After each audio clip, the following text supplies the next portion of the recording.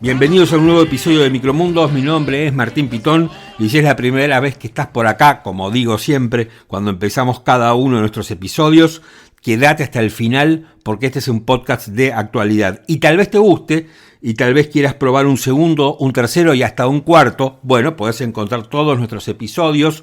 Esta es la cuarta temporada en Spotify y en Apple Podcasts. Y nosotros vamos a estar muy contentos. Y por supuesto, como siempre le decimos a todos, traten de darnos una mano con el boca en boca, que es la mejor publicidad que nos pueden hacer. Eso siempre y cuando les guste lo que hacemos. Tratamos de mantener una mirada equilibrada, en algunos casos utilizando un pensamiento crítico, algo que desafortunadamente ya no es demasiado común en el periodismo, y tratamos de no hablarle a nuestra hinchada, que es chiquita, pero no le hablamos a nuestra hinchada, tratamos de ser lo más ecuánimes posible. Por supuesto que somos críticos, y nos gusta la política, nos gusta la economía, y justamente este episodio habla mucho sobre economía. Vamos a hablar a lo largo de este episodio mucho sobre economía, empezando por algo que es muy importante y que finalmente nos dimos cuenta que la casta eran los viejos, la casta eran los jubilados.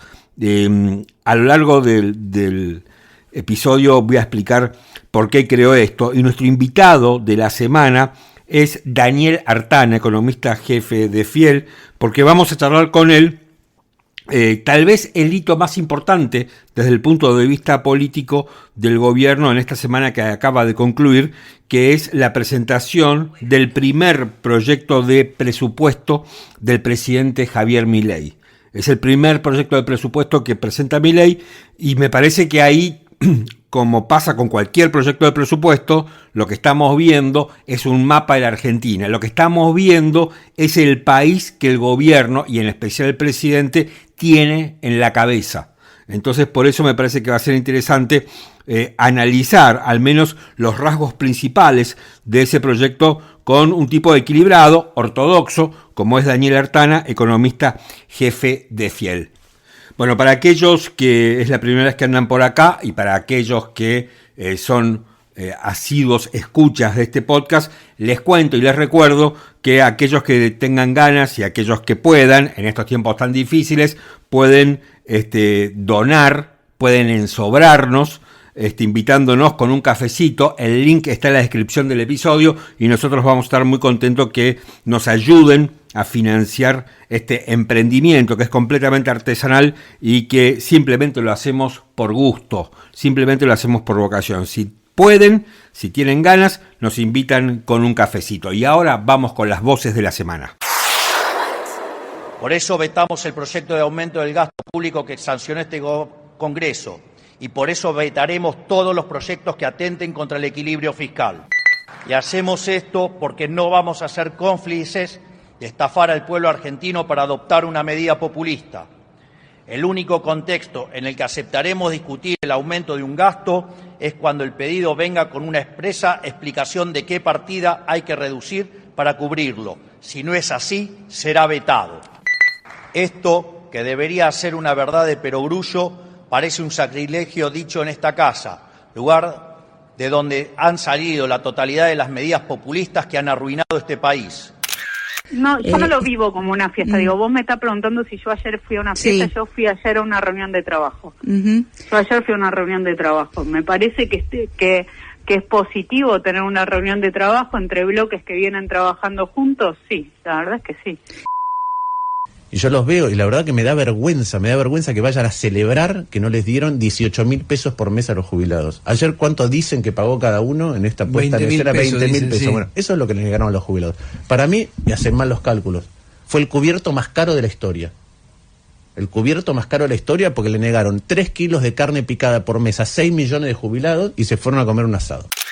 Te va a pasar porque cuando uno hace los deberes, las cosas salen bien. Vuelvo siempre al ejemplo de el mal o buen alumno. A Argentina no le fue mal por casualidad, le fue mal porque era un mal alumno. Ahora Argentina es un buen alumno, entonces le va a ir bien. Por supuesto, si todos ustedes se convencen de esto, sacan sus dólares del colchón, se animan a invertir, le pierden el miedo al cuco del kirchnerismo, entonces sí, vamos a salir mucho más rápido.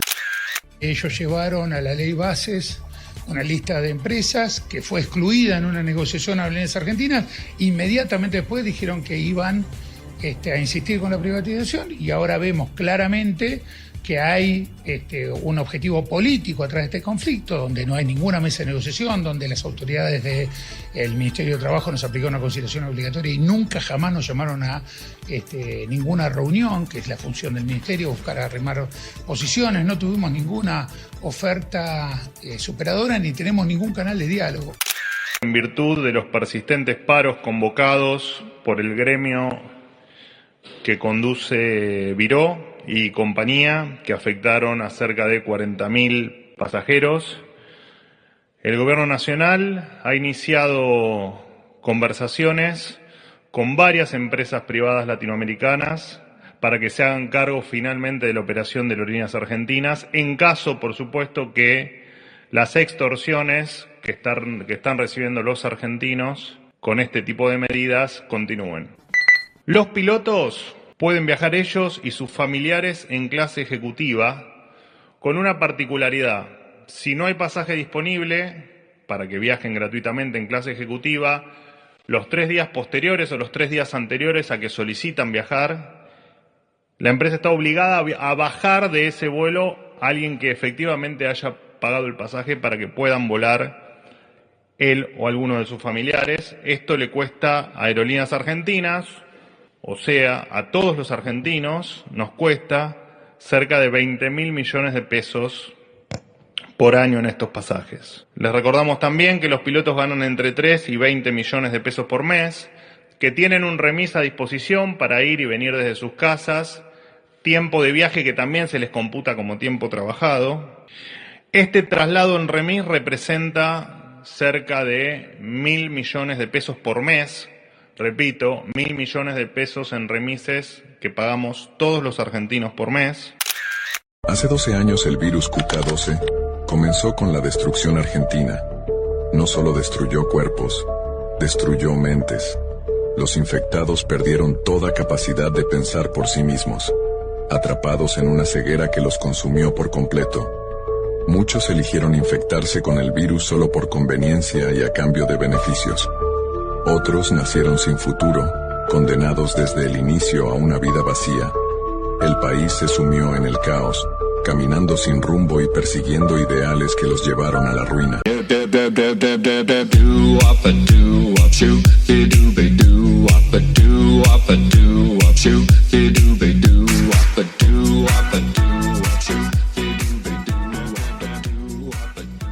A lo largo de la semana que acaba de pasar, para mí hubo 2 hechos políticos importantes. El primero tiene que ver con la presentación que hizo Javier Milei del proyecto de presupuesto para el 2025, que fue en el Congreso, que fue con el presidente ataviado, ¿no?, con los símbolos del poder, con la banda y el bastón, y fue al Congreso a criticar al Congreso, básicamente, ¿no? Y ese era el primer audio que escuchábamos en las voces de la semana, donde Javier Milei establece una suerte de regla que estipula, y esto lo conectamos con el segundo hecho político de la semana, que tiene que ver con el agasajo a los 87 héroes que apoyaron su veto, pero que dice, bueno, cualquier ley que salga del Congreso tiene que tener una justificación de los gastos que implica esa ley, porque si no va a ser vetada.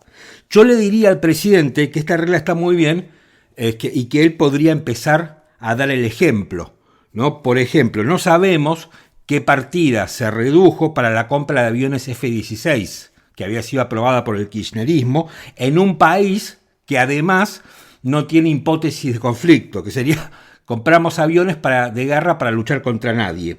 Y después también sería interesante saber qué partida se bajó o qué partida se readecuó para aumentar, como se aumentó y que por suerte el Congreso lo rechazó, el presupuesto de la CIDE, ¿no? Bueno, a raíz de la presentación del presidente en el Congreso hubo una gran polémica en torno al rating. Parece mentira, ¿no? El gobierno se enfrascó en esa locura y lo cierto es que el presidente empieza a cansar. Y como bien dice mi amigo, el analista político Carlos Fara, el disco empieza a estar rayado. porque lo que estamos viendo es muchísima épica, mucha imagen, mucho marketing, pero pocas nueces, pero poca gestión, algo que le critica a Macri a Milei. Es difícil coincidir con Macri, pero bueno, tal vez en este caso podamos hacerlo, ¿no? Así que ahí estaba Javier Milei en el Congreso, criticando al Congreso, ataviado bien como un porque digo, Milei con la peluca, la banda, el bastón, todo eso parece realmente, ¿no?, un jefe de Estado bananero. Perdón, pero es lo que es la imagen que a mí me genera el presidente en un momento en que el presidente, creo yo, está complicado porque el relato empieza a ser agua, porque el relato hace agua. Y además el proyecto de presupuesto que presentó es un presupuesto como nos tienen acostumbrados los políticos argentinos, irreal, ¿no? Está bien que tenga como prioridad el déficit cero, está bien, me parece a mí, que quiera pagar la deuda. Ahora, es difícil ajustar a veces los gastos con el déficit cero. Vamos a ver qué es porque digamos, hay gastos que son inelásticos, como el presidente bien debe saber. ¿Qué hago? ¿Voy a reducir la educación? O sea, no educo más chicos si no me da el Excel. Después, otras cosas irreales que tiene este proyecto de presupuesto es que el gobierno ha dicho que la inflación de este año va a terminar en un 104,4%. Eso implicaría que del 4 y pico que tenemos ahora tenemos que bajar algo así como 1,2% por mes de inflación, porque la inflación acumulada hasta agosto da el 94,8%. ¿Cómo lo van a hacer? Imposible saber. Pero en todo caso el presidente o este gobierno está manejando la misma lógica que manejaba el kirchnerismo en materia presupuestaria, ¿no? Bueno, dicen que para 2025 la inflación va a ser el 18,3% y para el 2026 del 11,6%. Fíjense que, por ejemplo, el Banco Central, ¿no?, que dirige el socio del Toto Caputo, desmiente al Toto Caputo diciendo que la inflación para este año va a cerrar en el 122,9% y no en el 104,4%. Parece que los socios están ahí en un problema. Después el tipo de cambio, el tipo de cambio oficial, va a estar en torno a los 1.200 pesos. Y para el 2025, tal vez este sea el número más irrisorio, el presupuesto estima que la Argentina va a crecer un 5%, aunque los más optimistas dicen que ese crecimiento será solo del 3,5%. Es decir, que es un presupuesto irreal como la casta nos tiene acostumbrados. Y después pasamos a lo que fue el segundo hecho político importante de la semana, que tuvo que ver con este asado que generó tanta controversia, con el que el presidente agasajó a los 87 héroes que apoyaron su veto y que de esa manera pudieron desactivar la reforma jubilatoria que había aprobado el Congreso por ley. Esto va a traer muchos problemas. En especial, el veto de Javier Milei nos va a salir carísimo, mucho más que los 20.000 pesos que pagaron cada uno de los héroes que fue al agasajo de Olivos. Escuchábamos a Sabrina Ahmeyet, que es diputada del PRO, que dijo que ella no había ido a un festejo, sino que había ido a una reunión de trabajo. Esta señora nos toma el pelo a todos, ¿no? Digo, bancate, fuiste a festejar, bancate el festejo. ¿Cuál es la reunión de trabajo? Me parece una cosa bastante, o sea, no sé, bancate lo que hiciste y explicalo en todo caso, y bancá al gobierno y está todo bien y estás en tu derecho. Ahora, no nos mientan, no era una reunión de trabajo que fuiste ahí a que el presidente te diera las gracias. Aparece Martín Lustó, el senador y presidente del radicalismo, donde Lustó está exponiendo lo que es la interna a cielo abierto que tiene el radicalismo. O sea, en el radicalismo hay una especie de cisma que algunos presagian que el radicalismo se puede quebrar, y que Lustó no está sabiendo maniobrar con el partido. No es la primera vez que el radicalismo tiene una crisis de esta envergadura, también eso hay que decirlo. La peor crisis, por supuesto, fue en tiempos de Fernando de la Rúa. El radicalismo ya se ha partido, así que no es preocupante. A mí lo que me parece preocupante es que, y acá el radicalismo se emparenta con el PRO, es que tienen como una crisis de identidad. Hay radicales que no saben si son opositores o si son oficialistas. Hay radicales opositores y hay radicales oficialistas. Este es el problema que tiene tanto el PRO como el radicalismo. Tal vez en el radicalismo es un poco más grave la situación porque el radicalismo es un partido muchísimo más potente que el PRO y tiene muchísima más prosapia histórica que el PRO. El PRO no deja de ser un emprendimiento personal de Mauricio Macri, como ha quedado debidamente demostrado. El radicalismo es otra cosa. Siempre uno lo tiene el radicalismo como un poco el respaldo institucional de la Argentina.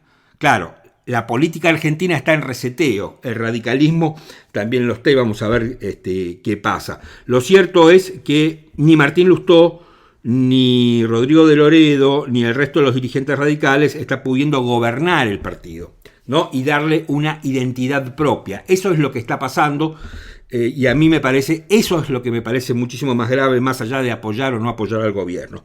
Después escuchábamos al ministro de Economía, Luis Toto Caputo, hablando en la Bolsa de Comercio de Rosario. Caputo ahí le habla a los empresarios. Voy a tomar un trago de agua.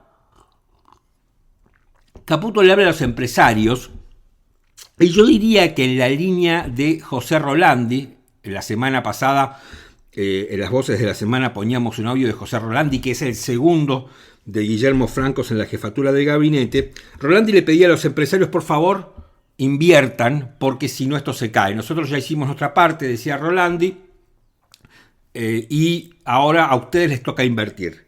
Caputo está en la misma línea, le está diciendo a los empresarios: saquen la plata de abajo del colchón, saquen los dólares y pónganlos sobre la mesa. No le tengan miedo al cuco kirchnerista. Les imploraba Caputo por los dólares de los empresarios. Yo creo que los empresarios no le tienen miedo al cuco kirchnerista, como dice Caputo, sino que no tienen mucha idea de lo que va a hacer este gobierno. La desconfianza no está en el kirchnerismo, sino me parece a mí que la desconfianza está en Milei. Eso es lo que me parece que empiezan a exhibir los empresarios, la falta de confianza en el gobierno, que me parece que se profundiza con la revelación del viernes pasado que hizo Marcelo Bonelli en Clarín, anunciando que Petronas se retiraba del proyecto de la planta de licuefacción de gas con YPF. ¿Se acuerdan que eso fue para el gobierno, además, no solamente un tema económico, sino un tema político, porque entendió que dándole el proyecto a Río Negro que había firmado el RIGI y sacándoselo a Axel Kicillof, propinaba un golpe muy fuerte a Kicillof. Bueno, ahora Petronas le propina un golpe muy fuerte al gobierno, ¿no? Con todo esto. Entonces me parece a mí aquí que los empresarios son los que están preocupados y son los que le temen un poco a lo que pueda hacer el gobierno. Eso es lo que no está cerrando. Por eso le cuesta el riesgo país bajar. Por eso, digamos, la plata, en definitiva, no aparece. Y las cifras de la economía son complicadas. Por ejemplo, se está hablando que la pobreza va a subir en los primeros 6 meses del gobierno de Milei casi tanto como ha subido en los 4 años de Mauricio Macri. La economía sigue toda para atrás. ¿No? Cayó un 3,4% en el primer semestre del 2024, según el INDEC. La construcción cayó el 22%, la industria el 17,4%, el comercio el 15,7% y el consumo privado el 9,8%. O sea, esto es lo que está pasando, esto es lo que están viendo los números. Por ejemplo, el próximo año, en el 2025, hablábamos hace un rato del presupuesto, le tenemos que pagar 2.793 millones de dólares al fondo y 7.600 millones de dólares a los privados. ¿Alguien me puede explicar cómo vamos a hacer eso? Aun cuando gane Trump, que el gobierno cree que si gana Trump nos van a dar un montón de plata. Cuesta creerlo, pero bueno, vamos a ver. Caputo, mientras tanto, le dice a los empresarios, por favor, pongan la plata. Y lo que se está viendo ahora es una película conocida que ya fue protagonizada por Caputo, que es el Carry Trade, en este caso, de los que están blanqueando plata, ¿no? Esto ya lo vimos en la época que Caputo integraba el gobierno de Mauricio Macri. Pero también hay otra cosa. A mí me molesta mucho estas analogías simplistas que hacen muchas veces los economistas y en especial los tipos de finanzas, del mundo financiero, donde cree que todos somos idiotas. Entonces nos tiene que explicar que el país es una casa, o que la Argentina no era buen alumno, y que ahora somos buenos alumnos y estamos haciendo los deberes. Me explica Caputo como si todos fuéramos idiotas, ¿no? El problema es que Caputo hace un desastre, después se va, y él sigue viviendo fenómeno, y los que pagamos las consecuencias de Caputo somos nosotros. Cuando Caputo estaba en el gobierno de Macri, ¿éramos buenos o malos alumnos?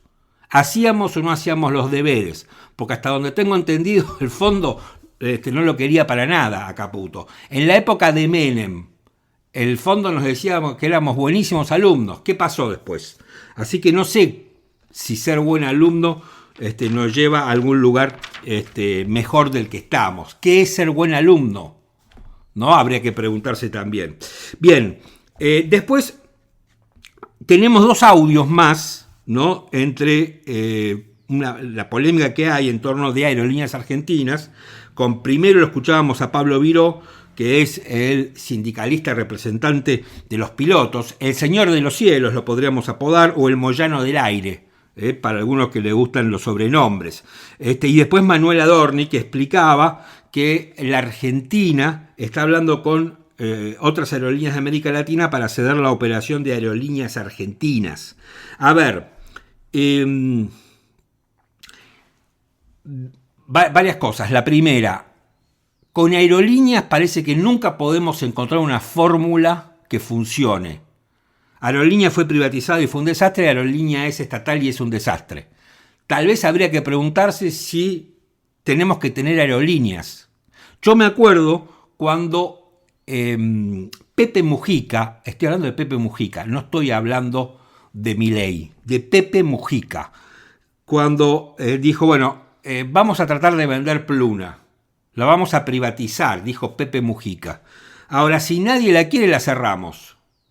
Y a llorar a la iglesia, dijo, me acuerdo, Pepe Mujica, y Pluna cerró. A ver, yo creo que tenemos que terminar hace 30 años que estamos con el problema de Aerolíneas Argentinas.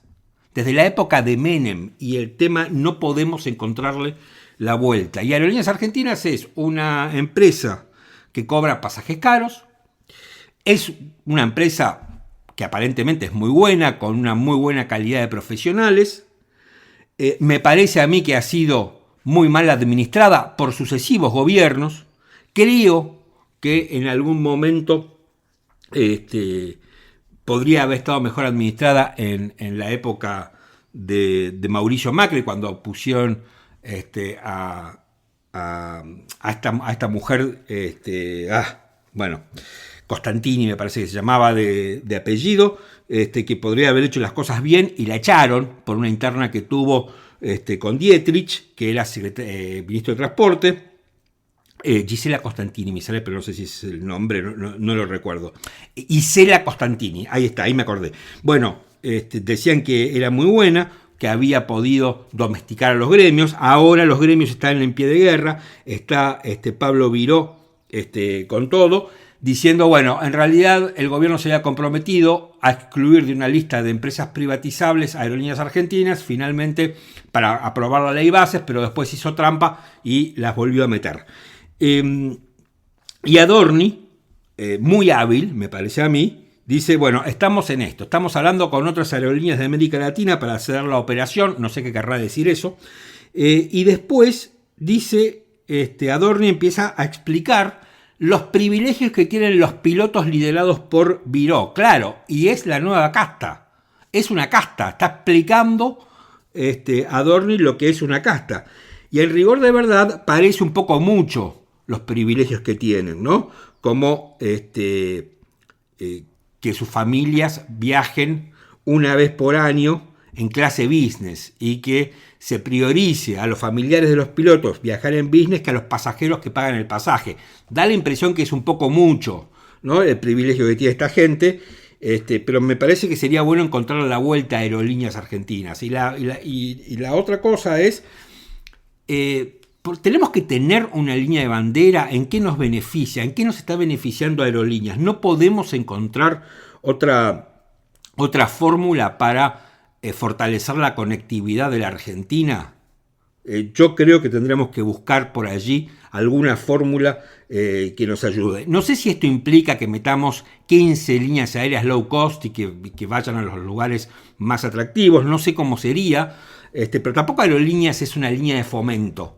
No es LADE, que teóricamente es una línea de fomento y no sé si sigue volando. Y finalmente tenemos una parte del audio de esta especie de corto que subió el presidente de la Nación, que no tiene cosas mejores que hacer aparentemente, sobre el virus QK12, ¿no? Que es una suerte de, de adaptación de la serie The Walking Dead al kirchnerismo.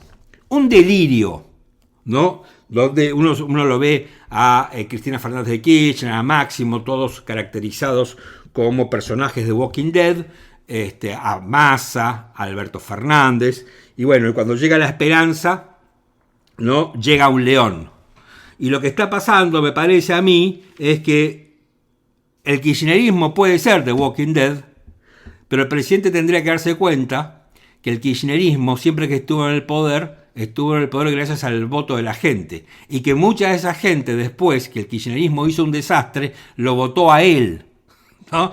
Entonces sería un poquito más cuidadoso en relación a lo que dice el presidente, que empezó a bajar en las encuestas, ¿no? Y esto también tiene que ver con la recreación de una épica que lo llevó a Milei al poder. Yo conecto muy bien este final de las voces de la semana, ¿no? Con el relato de los Cuca Walking Dead, con el principio de nuestro compilado, que era el presidente hablando en el Congreso, criticando al Congreso y acusándolos de castas, para recrear esa épica que, no hay nada grave. El presidente bajó algunos puntos, ya no es el 56% de la gente que aprueba su gestión, sino que es el 44%, según una encuesta de Sheila Wilker, que además fue, creo yo, una de las pocas que vaticinó el triunfo de Javier Milei en las presidenciales. Después hubo una encuesta de Subán Córdoba, también una encuestadora muy prestigiosa, ¿no? que escuchen esto, dijo que el 60% de la gente cree que Milei miente. Esto es mucho más complicado que haber bajado en las encuestas. ¿Es grave la baja que tiene Milei? No me parece muy grave. Sí me parece grave en el contexto libertario. ¿Por qué? En rigor de verdad, yo creo que el gobierno lo hace más grave de lo que es. Todos los gobiernos, por supuesto que cuando arrancan tienen una alta dosis o generan una alta dosis de esperanza, con lo cual arrancan arriba. A medida que van gestionando, van perdiendo esa muy buena imagen, todos. No es grave la baja de Milei después de todo lo que viene haciendo, después de 9 meses, que baje un poco, o que la gente, o el 60% que la gente no le crea, ¿no? Y me parece a mí que aquí lo que se está evidenciando es un problema de gestión, no de lucha contra el kirchnerismo ni contra la casta, ¿no? El 57,3% desaprueba la gestión de Javier Milei. O sea, lo que antes era 56 positivo se transformó en el 57 negativo, según esta encuesta de Subán Córdoba. Entonces ahora el gobierno está desesperado, ¿no? Porque yo creo que en el fondo el gobierno es bastante temeroso. El 55,1% cree que la dirección del país es incorrecta. O sea, me parece a mí que se está dando vuelta la tortilla. Todos los gobiernos pasan por esto, pero me parece a mí que debido a la impronta que tiene este gobierno de estar siempre en guerra, de ser un gobierno que todo el tiempo quiere parecer fundacional, quiere parecer revolucionario, por supuesto que todo esto lo sufre mucho, pero mucho más. Y ahora vamos con nuestro invitado de la semana, que es el economista Daniel Artana.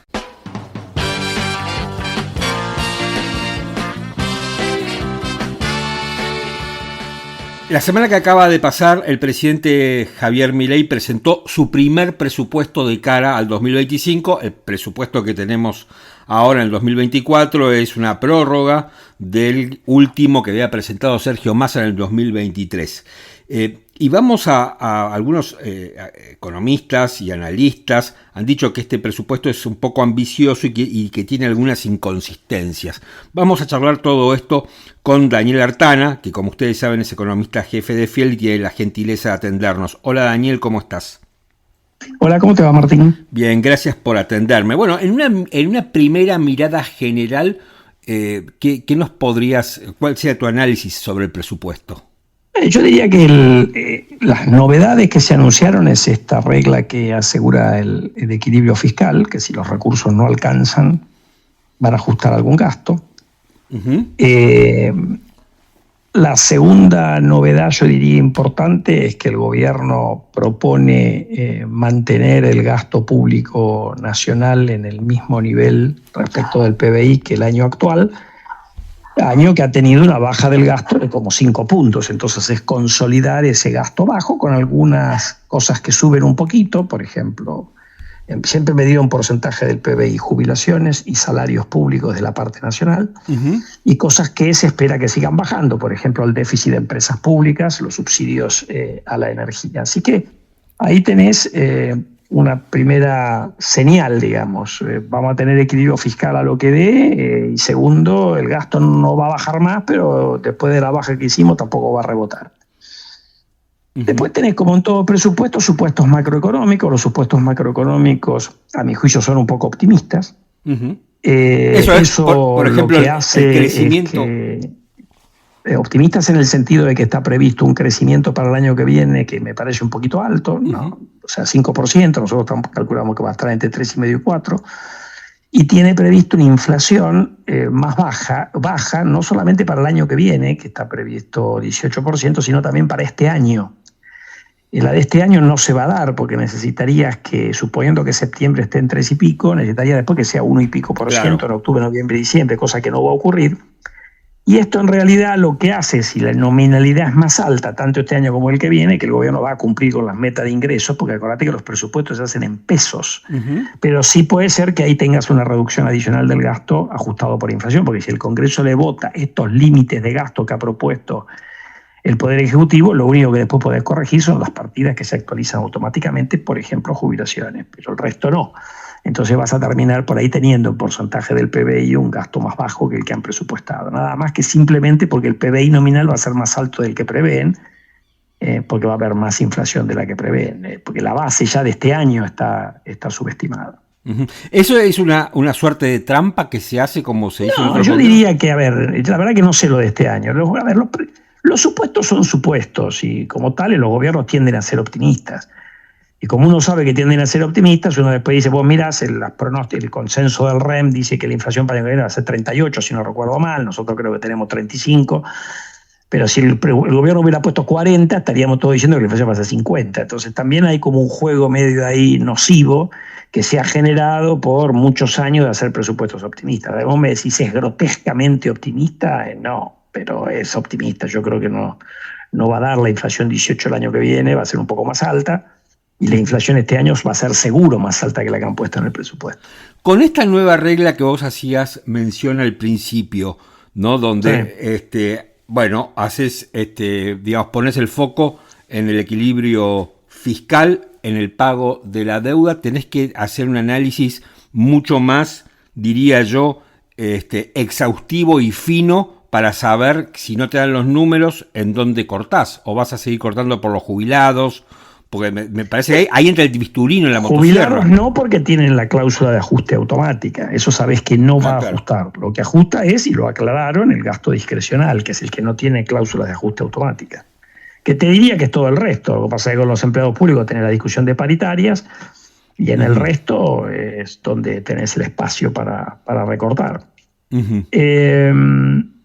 Yo te diría que ahí hay una cuestión, que es, si querés, una discusión más conceptual. Muchos países tienen regla fiscal, de hecho Argentina ha tenido y todavía tiene alguna regla fiscal dando vuelta. Esta regla tiene un problema de diseño, que es procíclica, porque ¿por qué no te van a dar los ingresos? Otra vez, acabo de decir que los ingresos van a dar, pero suponete que no den los ingresos. Recortás el gasto, pero habitualmente los ingresos no dan porque la economía está creciendo poco o está recesionando. Sí. En ese caso no estaría tan mal tener déficit fiscal, pero eso es hacer política anticíclica que tiene una raíz keynesiana. Y si te recordás en el discurso o en la presentación que hizo en el Congreso el presidente, criticó la política contracíclica. Así que es perfectamente consciente de que su regla es procíclica. Y creo que todo lo que tenga que ver con que se pueda derivar de algún pensamiento de Keynes es algo que él considera equivocado, más allá de que la práctica habitual es hacer reglas anticíclicas, no procíclicas. Y de hecho hay mucha literatura sobre esto. Nosotros tenemos publicado un paper sobre reglas subnacionales en una revista especializada, así que hemos mirado un poco el tema. Pero bueno, ahí hay que mirar un poquito también la forma que tiene el presidente de ver estos temas, y él es la máxima autoridad de la República, así que bueno, ahora, pero discúlpame, los académicos. Sería en todo caso, no te quiero meter en un problema político, pero lo que dice el presidente y su concepción sería en todo caso un prejuicio ideológico y no técnico. No, yo te diría que en realidad tiene otra raíz, más allá de esta nota al pie que te pongo yo. Yo creo que vos tenés un nivel de riesgo país que se mantiene muy alto. Acordate que en los primeros meses de gobierno bajaba, sí, llegó a 1.100 y algo y desde ahí rebotó. Con estos niveles de riesgo país, al gobierno se le complica renovar la deuda. Entonces el gobierno ha estado tratando de dar señales de que va a cumplir con la deuda, porque en la medida que la gente cree que vos vas a hacer el esfuerzo por cumplir, capaz que te financian, y viste cómo es esto, sí. ¿no? Entonces ahí sí, yo creo tratar de dar esa garantía que hoy por hoy, cuando vos mirás la evolución de los números de lo que ha ocurrido este año, le podés creer a la palabra presidencial, porque en realidad, excepto en el mes de julio, que hubo una gran carga de intereses, todos los han tenido superávit, acaban de publicar agosto con superávit después del pago de intereses, está tratando de dar una señal. Pero bueno, eso, ¿cuánto ha contribuido a que el riesgo vuelva a caer? Hay muchas cosas que influyen en el riesgo país, no lo sé, es difícil de medir, pero por el otro lado vos tenés que a estos niveles todavía no pueden colocar en el mercado voluntario. Por eso están, me parece, trabajando en estos RIPO, que son colocar préstamos con garantía. Y eso permite, sí, por ahí financiar tasas de interés más razonables. Conectaría lo que vos decís con algo que pasó tal vez un poco inadvertido la semana pasada. Me salgo un poco del presupuesto ahora, pero me parece que viene a cuento. Y es un encuentro que tuvo el segundo de Guillermo Francos, que se llama José Rolandi, con un grupo de empresarios a los que les dijo: miren, nosotros es como hicimos nuestra parte, aprobamos la ley bases, nos costó, la metimos arrimando la pelota, lo hizo Villarroel con el desempate, ahora tienen ustedes que invertir, porque si ustedes no hacen su parte, esto se cae. ¿Esto está vinculado en alguna medida, o la falta de expectativa tal vez, con que no se pueda bajar el riesgo país? Yo diría que de algún punto de contacto tiene. A mí, la verdad que no me consta que Rolandi haya hecho. Yo lo leí en los diarios, me pareció un comentario poco feliz. Yo lo escuché. Porque es como tirar la toalla. A ver, uno no puede apelar a la solidaridad de la gente, más allá de que hay mucha gente solidaria. La gente hace solidaridad, no sé, con Cáritas, sí, pero claro, no hace solidaridad con sus decisiones de inversión. Entonces, si la gente no está invirtiendo, el empresario grande, pequeño, como el gobierno quiere, tenés que tener paciencia como gobierno, ¿no? Porque esa cuestión en realidad lo que revela es una debilidad. Ahora, esto no fue el presidente, no fue el ministro de Economía, está bien el vicejefe de gabinete, pero no me pareció una frase feliz a mí, porque la gente en el fondo va a hacer lo que le conviene al empresario. Entonces, si no invierten, lo que tendré que preguntar vos es ¿por qué no invierten? Bueno, tengo que tratar de corregir algunas cosas. no me creen, porque en alguna medida hay un tema de credibilidad, tendrás que seguir insistiendo, que es un poco lo que están haciendo. Y es un poco lo que dice el ministro Caputo. El ministro Caputo le está diciendo, no me creen, ya me van a creer, porque vamos a seguir mostrando superávit fiscal. O sea, él está tratando de dar una señal. Vamos a conseguir financiamiento en dólares con los ripos, vamos a hacer esto, vamos a hacer lo otro. Entonces él te está tratando de, no me creen, ya me van a creer. Lo ha dicho más o menos con estas palabras, que en alguna medida es contradictorio con lo que vos me acabas de comentar del vicejefe de gabinete, ¿no? Que eso yo creo que es una actitud más razonable, la de Caputo. No me creemos, ya me vas a creer, seguiría haciendo mi tarea y te perderás la oportunidad de haber invertido antes. Esa sería un poco la cuestión, y por ahí empezar a tener otra situación en el mercado en el cual te toca, qué sé yo, no sé. A mí no me pareció muy feliz esa frase de Hernández, si realmente la dijo así como me la acabas de contar vos, que salió en el diario. No te estoy diciendo que vos lo leíste mal. No estuve en la reunión, no tengo la menor idea si la dijo o no. Yo no la leí, pero sí la escuché, vi el video. Ok. No, otra cosa que quería preguntarte es, hay una gran discusión acerca del tipo de cambio, si está atrasado o no. Y hay, digamos, como dos bandos dentro de los economistas, parece. Unos que dicen, si devaluamos, todo esto se cae, explota, entramos en el infierno. Y otros que dicen lo mismo, pero al revés. Si no se toca el tipo de cambio, entramos en un infierno. ¿Cuál es la verdad? ¿O es un poco de las dos? Estamos condenados al infierno, Martín. Sí, claro, para mí sí. O sea, lo que sale de esta cuestión es que hagamos lo que hagamos, nos vamos al infierno. Exactamente. A ver, bueno, yo te voy a decir un poco. Primero, lo que opinemos nosotros los economistas en la Argentina tiene un valor, pero tiene más valor lo que opina el fondo. Y el fondo ha dicho en su staff report que cree que el tipo de cambio está atrasado. Y te voy a decir cómo lo dice, porque no lo dice abiertamente. Vos lees el staff report y tenés una parte, el último, el de julio, creo que fue este año, donde te dice que el nivel del tipo de cambio real de fin de marzo, broadly speaking, que como escriben los burócratas, es más o menos, estaba en línea con lo que sale de nuestro modelo, cuál sería el equilibrio para la economía según nuestro modelo de equilibrio general. Bueno, desde ahí está 16% más apreciado. Entonces, en alguna medida te están diciendo o el modelo está mal, o tenés un poco de atraso cambiario. A ver, vos podés tener momentos donde estás desalineado respecto de tu nivel de atraso cambiario, si tenés los dólares para bancarlo hasta... Porque uno tiene que mirar cuestiones de largo plazo y cuestiones de cómo vas hacia la transición.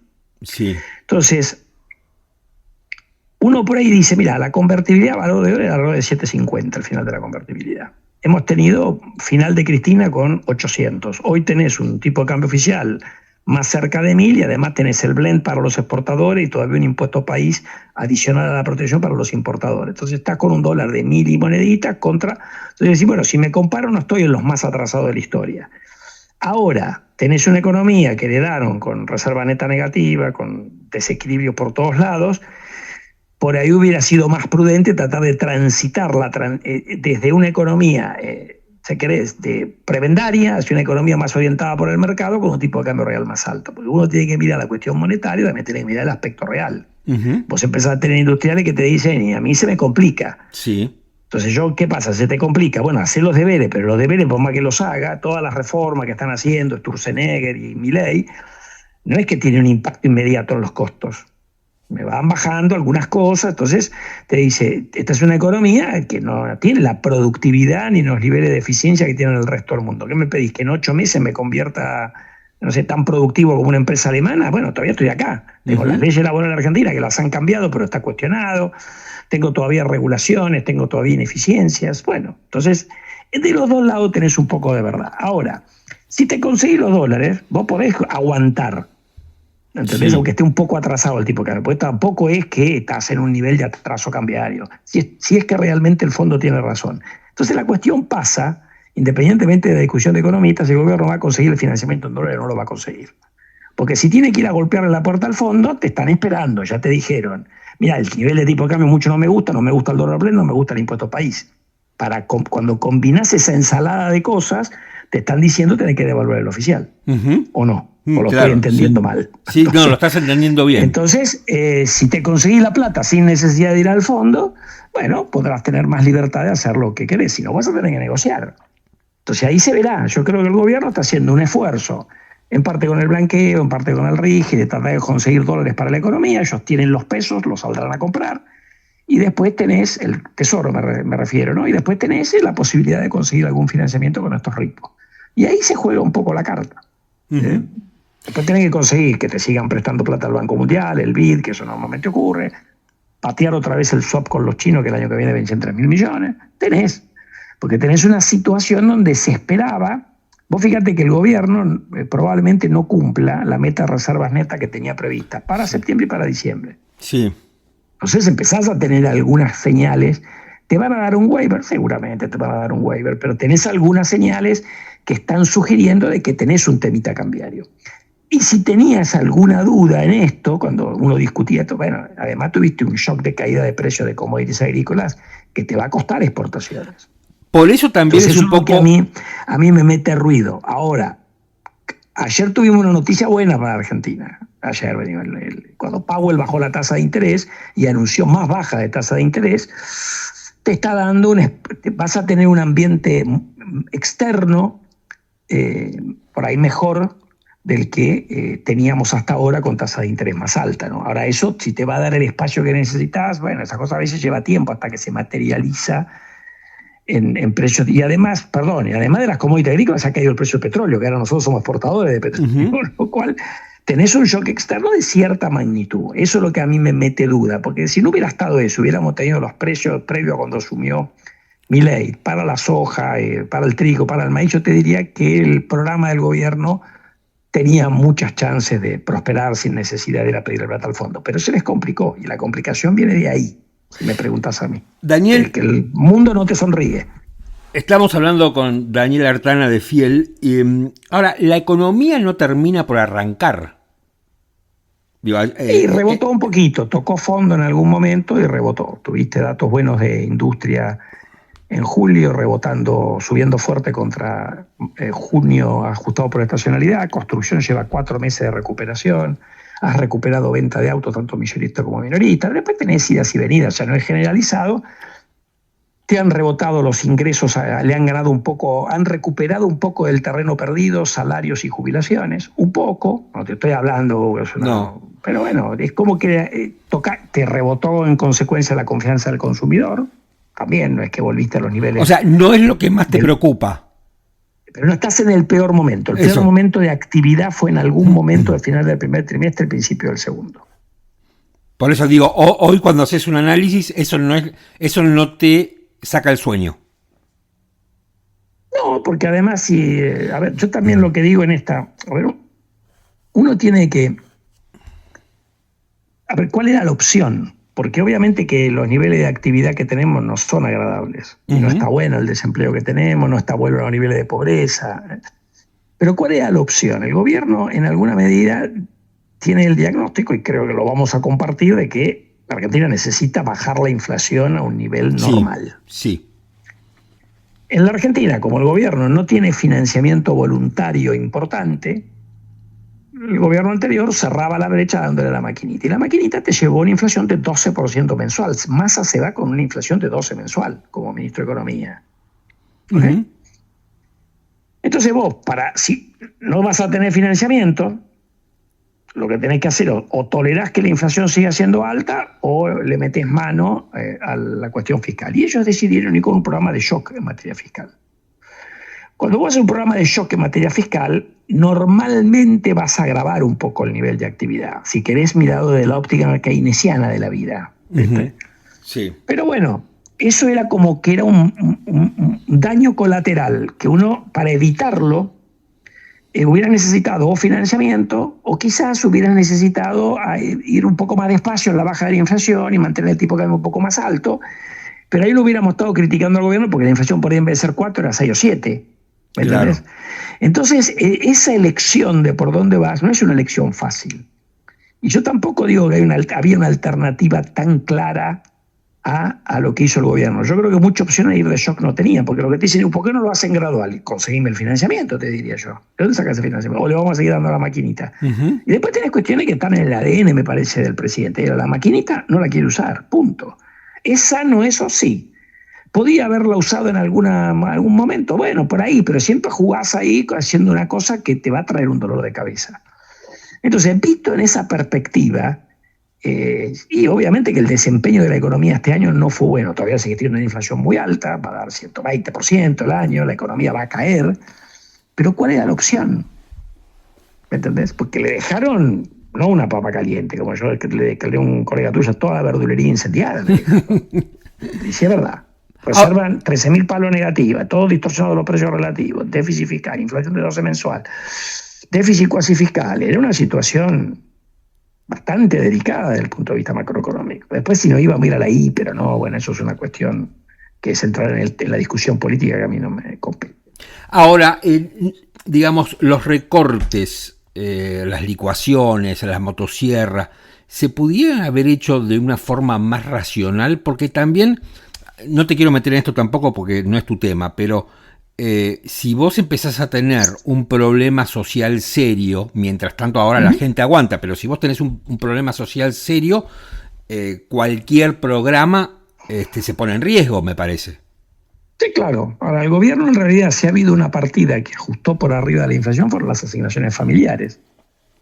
Entonces, la ayuda social la cambió, le puso el peso en una cosa que es más automática, como eso y la tarjeta alimentaria, cortó todo lo que era, o cortó bastante lo que era discrecional. Entonces, yo ahí diría que en la parte que tiene que ver con los pobres jóvenes, el gobierno puso más plata que la que venía poniendo el gobierno anterior. Lo mirás, están los datos. Uh-huh. ¿Dónde ajustó el gobierno, si querés, a los pobres no jóvenes?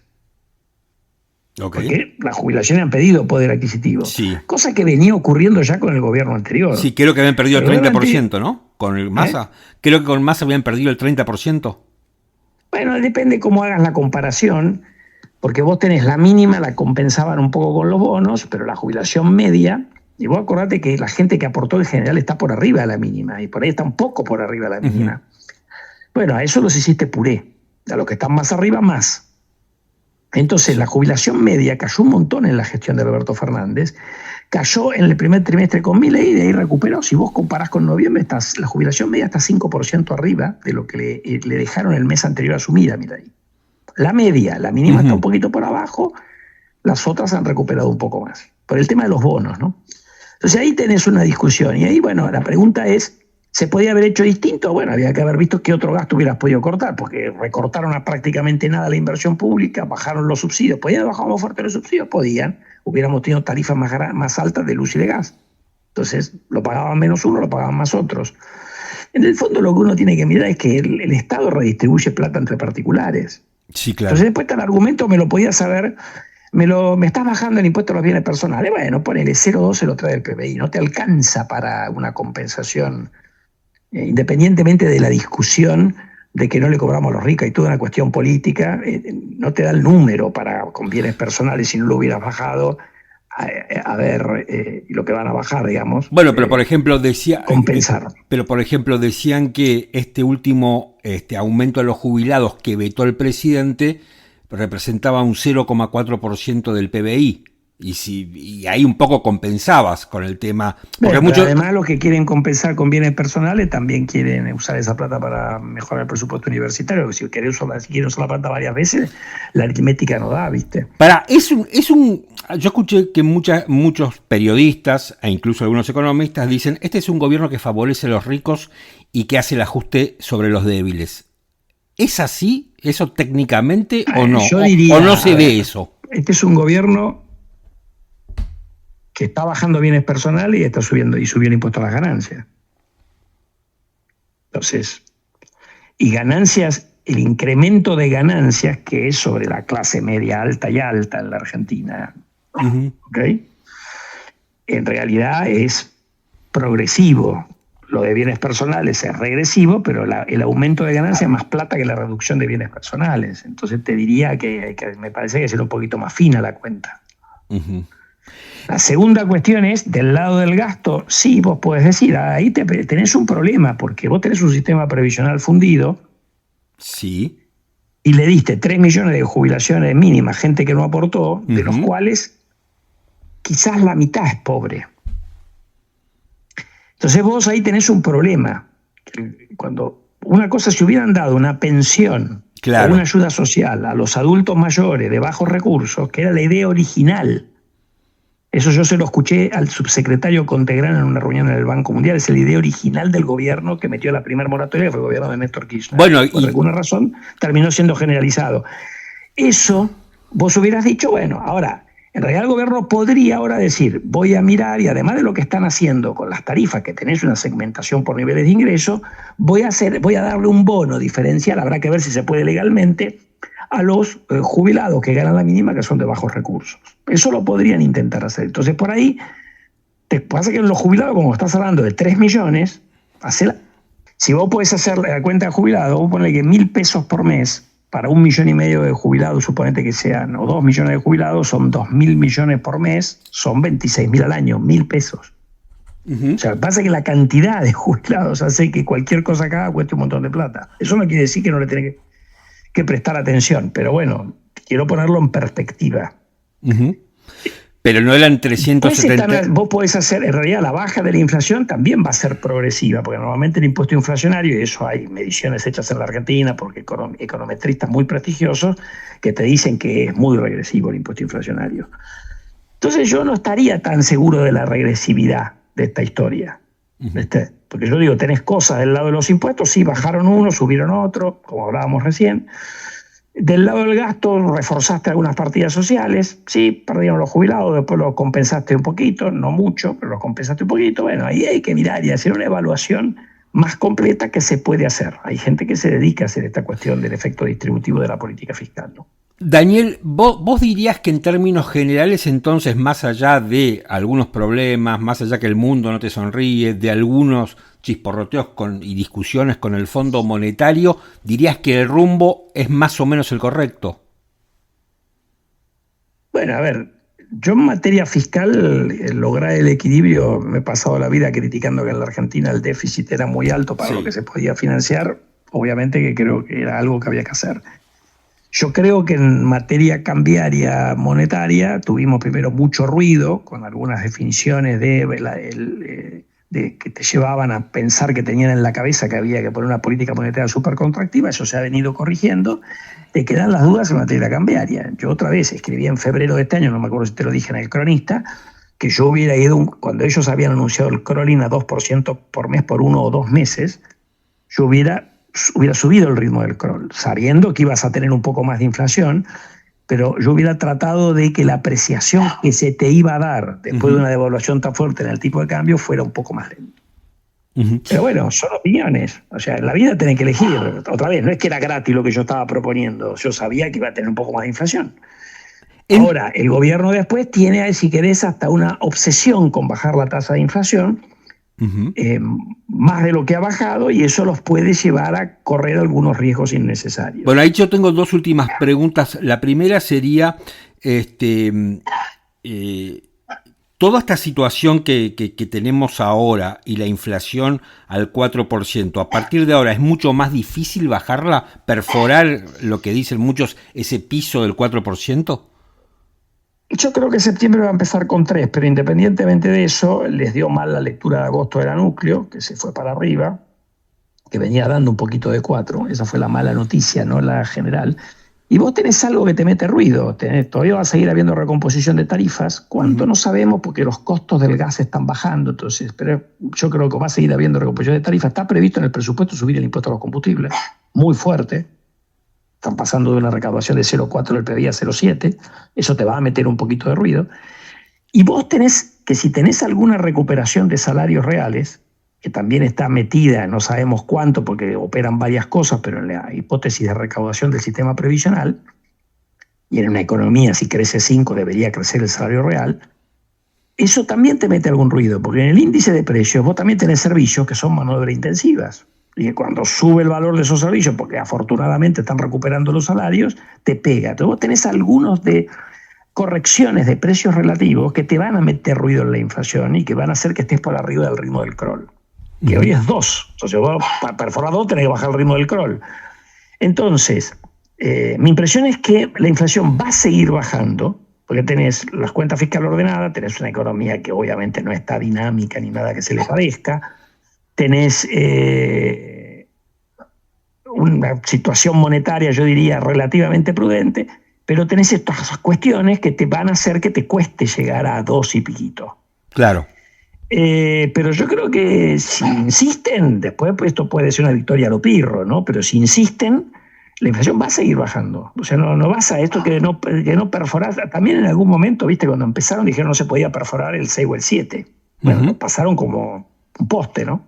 Y la última, en todo este panorama que vos acabás de describir, ¿estamos yendo a una dolarización endógena, como dice el ministro, o estamos yendo exactamente para el otro lado? Yo creo que si baja la inflación, te aumenta la demanda de pesos, está yendo para el otro lado. Lo que el gobierno está haciendo sí es dar más profundidad a operaciones en dólares, que por ahí antes había alguna duda con las reformas que ha hecho de darle mayor validez a operaciones en dólares. Eso te puede hacer que algunas transacciones se dolaricen, pero la baja de la inflación va a hacer que aumente la demanda de pesos, ¿no? Así que no sé, no me parece a mí que vayamos. Ahora, yo tampoco sé muy bien lo que quiere decir dolarización endógena. Yo tampoco, yo menos, si vos no lo sabés. Si no me lo definen, viste, tendría que ver un poquito más, capaz que lo han hecho y yo no lo vi, es culpa mía. Digamos, yo tengo en la cabeza que dolarización es pago con dólares, no, hasta ahí llega mi conocimiento técnico. Sí, no, eso está claro, pero de hecho están permitiendo hacer facturas en dólares, están caminando hacia permitir una economía bimonetaria más fluida de lo que hemos tenido históricamente, que siempre hemos tenido una economía bimonetaria. Claro. Para el ahorro de la gente, para operaciones durables, en general se hacen en dólares, me refiero a inmuebles, autos. Sí. Entonces, lo que están haciendo es darle más profundidad a eso. Pero si eso va a llevar a una dolarización endógena, bueno, algo más de dolarización por ahí hay, pero no sé. Daniel, muchísimas gracias por estos minutos. A vos, Martín, por llamarme. Te mando un abrazo. Gracias.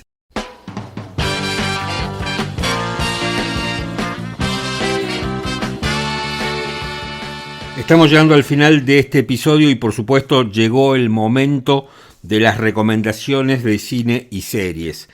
Hoy vamos a hablar de La Voz Ausente, que la encuentran en Disney Plus. Es una miniserie de 7 capítulos que está basada en un libro de Gabriel Rolón que publicó en el 2018.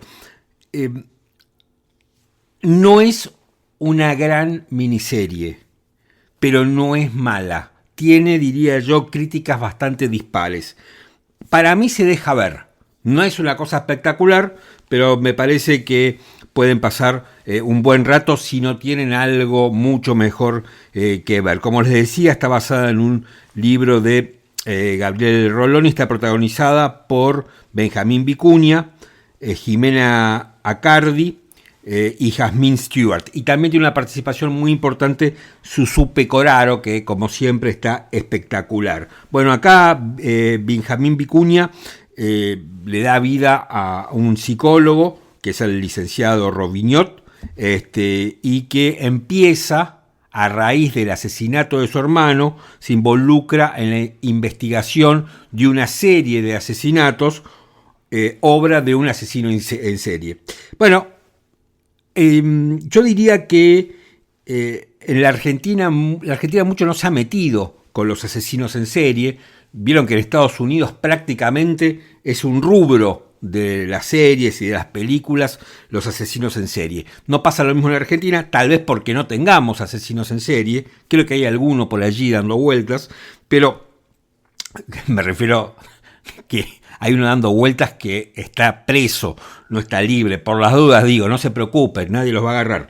Pero bueno, lo cierto es que no tenemos una gran cultura de asesinos en serie, así que esta miniserie que la encontrás en Disney Plus aborda esa temática a raíz del libro de Rolón. A mí me gustó, se deja ver, no es gran cosa, a mí no me gusta puntuar las cosas que veo, porque no soy un crítico. Simplemente les digo que si no tienen nada mejor que ver y tienen ganas de ver algo liviano, la pueden ver y se deja ver. Hay algo que a mí me gustó de esta serie, que son las ambientaciones, porque si bien transcurre, ¿no?, en un momento contemporáneo, hay algunas ambientaciones que parecen muy de Art Deco, que parecen muy de los 20, que a veces algunos vestuarios también abordan esa época. No sé por qué habrá sido, o si me pareció a mí, pero me parece que eso está muy bien logrado. La Voz Ausente, Disney Plus, la